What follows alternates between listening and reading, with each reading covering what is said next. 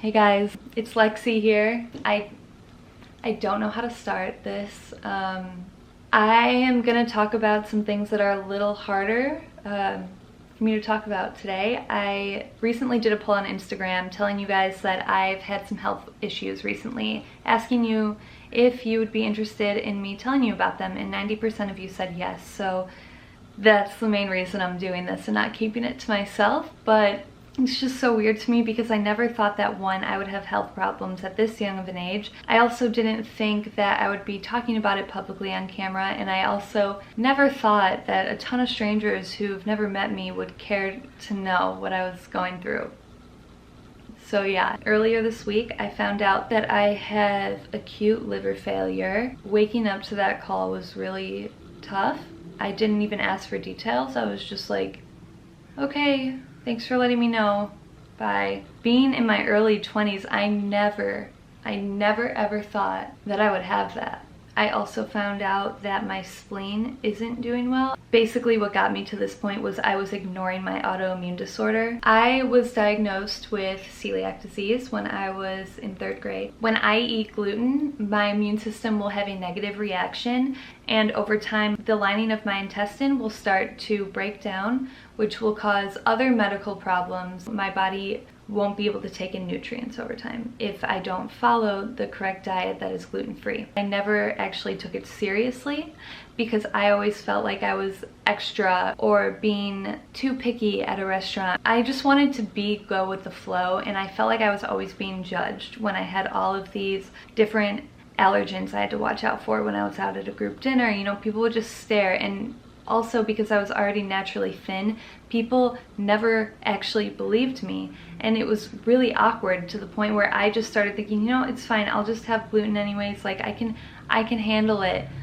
That was just me convincing myself of something that I knew wasn't true. Over time, I developed a lot of other small issues leading to Candida overgrowth. Candida is a bacteria in the gut that basically will multiply, and if you let it get out of control, it will attack other parts of your body. So in order to heal my liver, my spleen, my entire gut, I've had to completely change my diet. On the anti-candida diet, you can't have gluten, soy, dairy, sugar, alcohol, caffeine, no fruit, no processed foods, and I'm trying to think, nothing that's even too hard on your stomach. So I can't have any raw foods either, which is why I haven't made a what I eat in a day video for you guys, because personally I would not recommend what I currently eat in a day.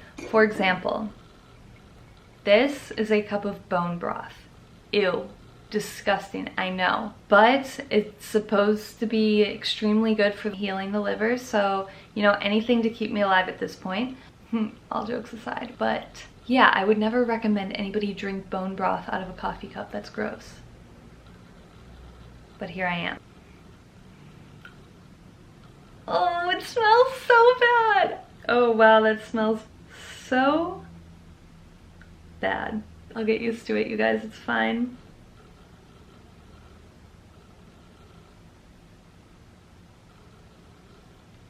Having an autoimmune disease is like, it sucks. It's a terrible type of thing to have because it's like the silent sickness. No one can see it. You seem so normal on the outside. People think I'm so healthy. I thought I was so healthy.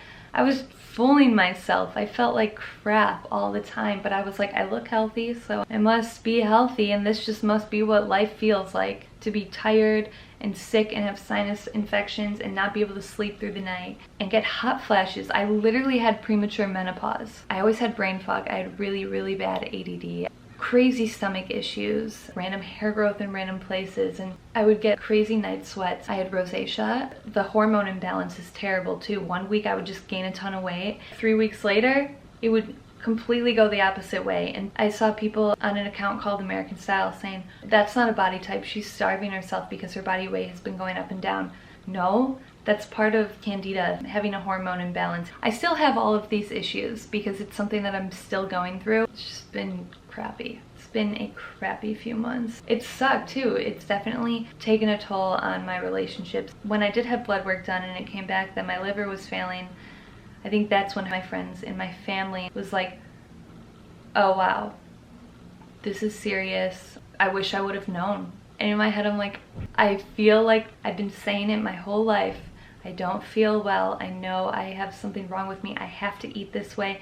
People would just roll their eyes, shake their head. Or if I was tired, they'd be like, why are you tired? Just go out, go do this. And I'm like, something was off. I've been tired like this for the past year or so, and I knew something was wrong with me, but I didn't know what, and I didn't really think much of it. I would just drink more coffee, and then in the morning I could never get out of bed. And I always wondered how all my friends had so much more energy than me. It just didn't make sense as to why life felt so hard and I felt so heavy all the time. It didn't get bad until this point, and I'm pretty sure it's because of the added stress that has been on me the past few years. My family's going through a really hard time right now, and so the past year and a half have just flipped upside down for me.